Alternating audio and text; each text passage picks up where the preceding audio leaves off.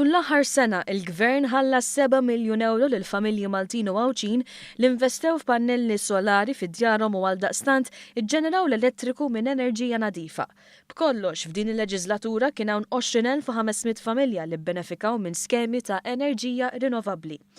Il-Ministru konferma li dawn is-7 miljun euro ġew iġġenerati fi kreditu mill-iskema ta' Arms Limited waħda mill-iskemi li l-Gvern nieda u estenda biex il-familji u anki diversi negozji jinvestu f'enerġija nadifa.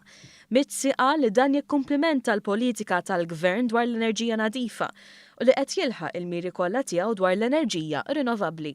Tul is-snin li ġejjin, il-Gvern se jibqa' jekk il-poplu jtina l-fiduċja jinvesti f'aktar skemi ta' pannelli fotovoltaiċi, kemm għal familji li għandhom il-bjut tagħhom jixtiequ jinvestu f'dawn il-pannelli, kif ukoll għal min m'għandux aċċess għal bejt permezz ta' solar farms, kemm tal-Gvern kif ukoll permezz ta' public-private partnerships mas-settur privat. Permezz ta' dawn l-iskemi u permezz tal-qalba l-gass, il-poplu Malti u Għawċi din is-sena kellu l-akbar tnaqqis fl-emissjonijiet li kien hemm fl-Ewropa.